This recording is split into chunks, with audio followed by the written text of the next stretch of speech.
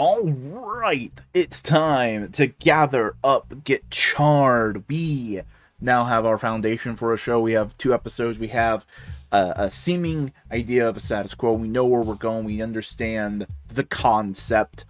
Now it's time to start playing in the field, playing with the toys, seeing the stories that can be told, the themes that can be explored, and the characterizations that can be dealt with.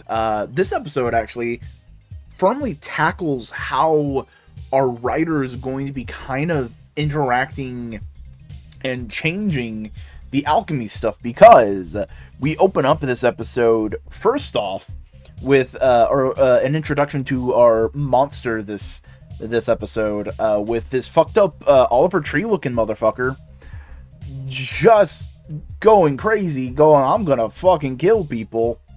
However, in that malice affects a little mushroom Kimmy that's nearby, and he turns into a dope looking mushroom monster. I love the one arm holding the mushroom cap as a hat, and that's fun. You know, it's a nice little thing, and he poisons all the things, you know.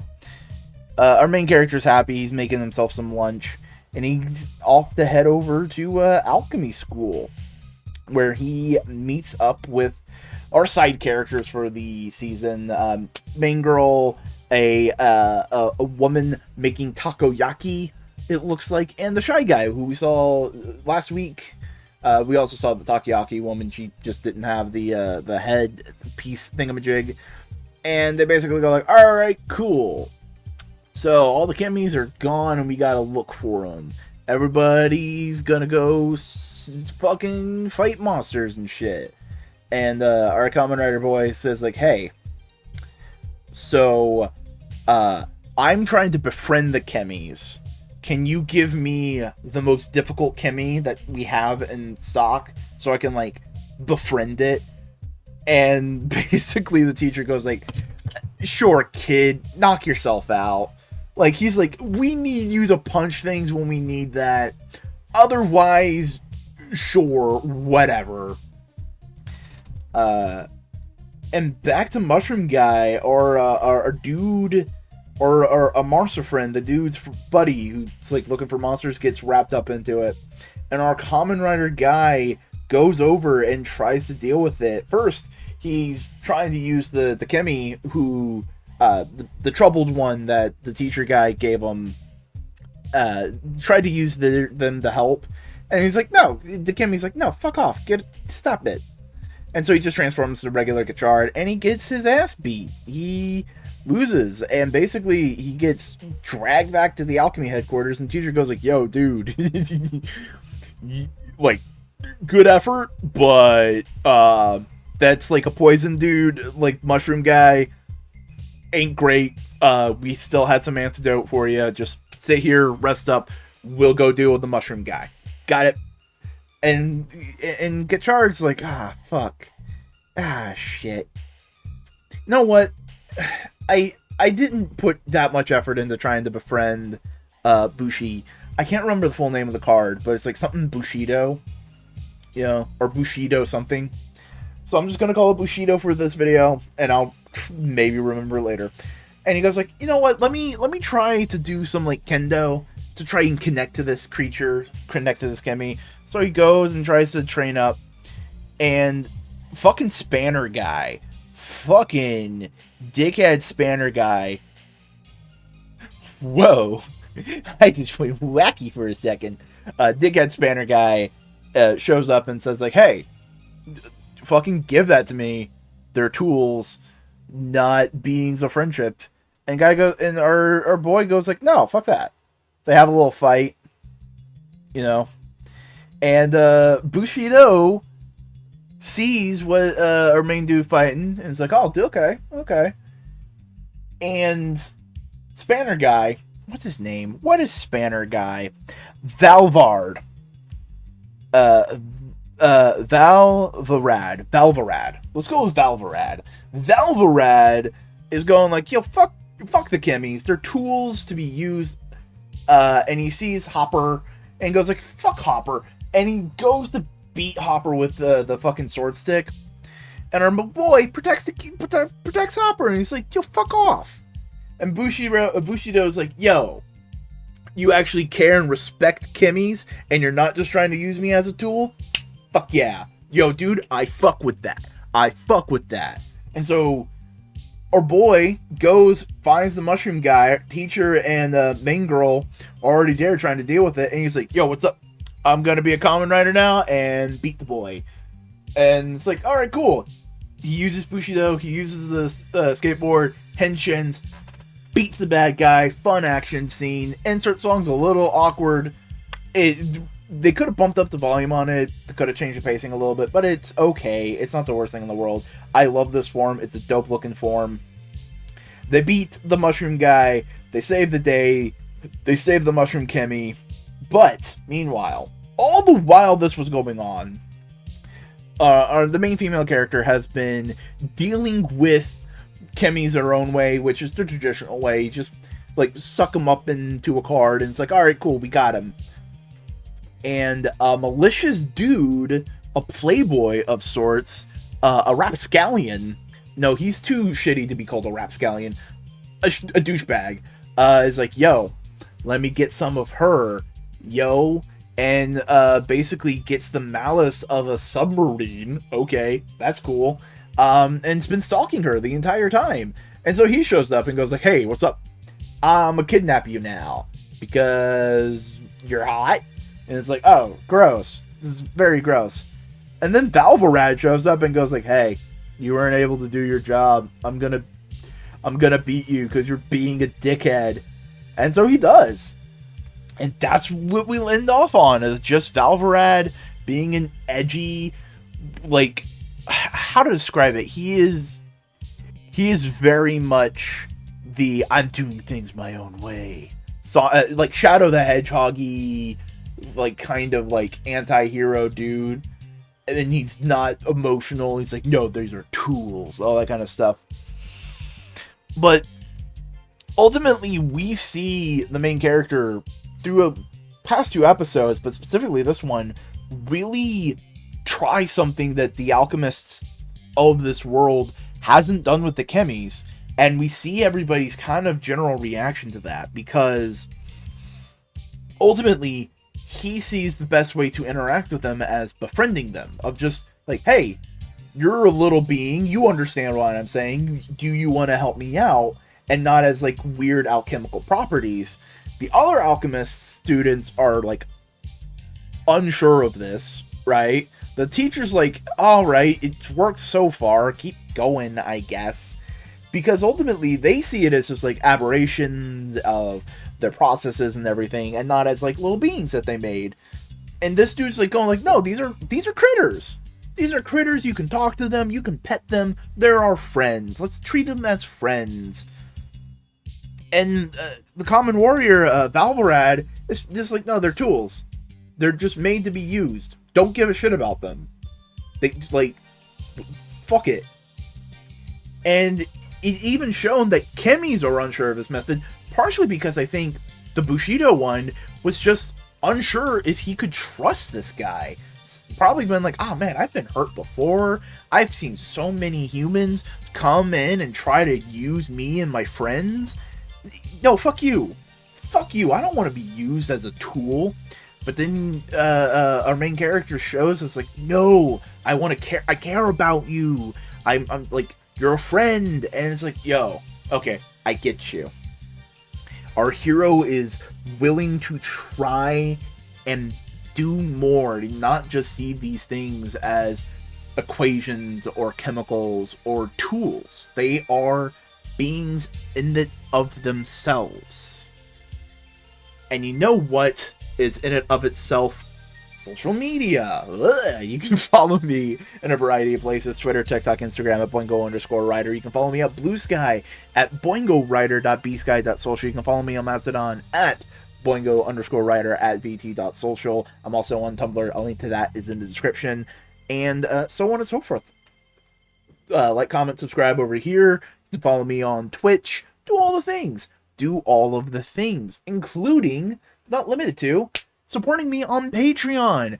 If you like these videos and you would like to see more, specifically right now, an ongoing Blazar video series where I review every episode of Ultraman Blazar. You can see that, as well as a monthly podcast and video and certain videos early for only $1 a month on Patreon. A little bit more, you get your name at the end of some video at the end of videos, and a little bit more than that, I'll verbally shout you out. So hey, check that out if you'd want, and if you like Blazar. Yeah. You know what also should be happening now? We have some comments to talk about. First up, from Slime Beast. I kind of wish it was more alchemy and less general magic, but it's still a good series so far. I enjoyed the Kemi saving thing. Kemi story is a bit generic though. Also for episode 3, Valvorad is such an edgelord. Oh my god, I love him being like, he is just Shadow the Hedgehog. He is just, I am a dark reflection of you. I'm Vegeta. Fuck you. You know, I love that. It's great. And yeah, you know what? I can totally understand people who actually are knowledgeable in alchemy and that kind of stuff being a little disappointed in this. It's fine. They're doing what they're doing in the show, and that's okay. And I like how they're doing the Kemis. The Kemis are so cool. I like how it's just kind of like, oh, we accidentally made life. That's fucking weird. Next up from Wilson. The idea that Kemis react to the darkness in people and will be forcibly fused with bad people explores the concept that it's not just the villains capturing / exploiting / brainwashing common civilians to turn them into their soldiers, or the creatures fuse themselves with random bystanders to cause trouble, which I would say is a new in a while. I think you may have a word there. It really adds more to why Kemis need to stay in the cards. Also about the way Hotoro, oh, is that his name? Hotoro. Okay, Hotoro. Passed the test. They never told him he was supposed to do technically, so he's allowed to solve it however he can. It's actually the fact that he was able to make the Kemis gain weight that was impressive. Like, instead of manipulating the Kemi by alchemy, he just tells them to change it themselves. Yeah, Hotoro very much seems to be kind of shaking up the whole alchemy thing of like, hey, you don't just have to use your magic rings. You could actually talk to these beings and befriend them and see if they are willing to help you. And it's just like, oh, yeah, that's kind of right. Oh. And also, it is interesting that basically the Kemis are just as much victims in this as any civilian being attacked or anything. And I think that's really neat. I think that's really cool. It's like people are being manipulating and being bad, and they are just as much as victims as anybody else, you know? And it kind of also just makes this whole season so far feel like one of those good guy episodes. You know how like X8 had that one episode with the Burgermon, and Drive had that one episode with like he copied the otaku guy, and there's just like, oh, not all the monsters are bad. Some of them are good people, but the evil doesn't want them to be good. That kind of thing. Like, we're just getting a whole season of that. And it's just like, hell yeah, a whole season where the monsters are cute and cuddly and just being manipulated by bad actors. Hell yeah, let's do that. It's great. Next up from Purple is Peak. For real. I don't think the numbers or the bar at the bottom of the cards correlated to the weight of the cards. I think it was just a random, and the writers didn't put that much weight into it, thought into it. But anyway, again, I feel so bad for these fucking Kemis. Most just want to play and have fun, but they have to be stuck in cards because assholes exist. And at this point, I'm really rooting for the MC because I want the Kemis to be happy and free. I'm also glad the Monsters of the Week isn't dragged out over 2 episodes. I was dreading that this would happen this season, but I am so glad it isn't, at least so far. However, alchemy in the show is pretty much magic. At least it feels that way, which is kind of disappointing. But overall, I rate it an 8 out of 10. Yeah, like I said, if you know the actual ins and outs of alchemy, you're probably a little disappointed. But for the function of the show, plot-wise, it's fine. It's okay. And I get I'm not trying to, like, calm anybody's nerves with that. It's just more of like, I personally would have thought like, oh, yo, actually play with like alchemical ideas. That would be fun and useful and neat for the story. But like, they're not doing it. Okay, they're doing thing B. Fine, cool, whatever. Yeah, and I like the idea that the cards aren't just like we have to contain them. It's also like, hey, people will fuck these gays up. We need to keep them away from that. The cards will help, you know. It's just like it is a cage, but it's also like a protective wall against that shit, and it's interesting to see that dichotomy. And I wonder if we're gonna get any chemis that like play with that, of like a chemi that doesn't want to be in the card, even despite all of the malice in the world. Like, could Hotaro's good boy energy be enough to counteract all of that? Is that a thing the show may play with? Is like, oh, is like that aspect of community a counteraction to malice? I don't know. When was the last time Kamen Rider had like those 2 episodes arcs? Because I haven't watched a super ton, and I in with Geats, so I skipped a ton of seasons. So I don't know what happened in there. Like, did it just fade away? Did certain seasons do it and certain not? I don't know. This is more just me asking a general question. And yeah. Chemis are cool. Chemis are a neat idea. And finally, from Esconde. Second episode delivered more hype for sure. I can't believe it's only episode 2, and we already have an insert song that's not sung by the lead writer. What year is this? 2023. Liking more of what we got this episode from Kudo's dad. Kudo. Okay, Kudo, Hotaro. Kudo's the alleged traitor, Hotaro being tested and seeing chemis get swept up in the malice. Mr. Minato. Okay, Minato. Ah, God, I can't fucking jump in my eye. Again, proving to be my favorite. Love how this pathetic Tumblr man. Jesus, that's the part of this whole thing that gets me, is that I'll just say things, and you guys will just keep repeating them. Thank you.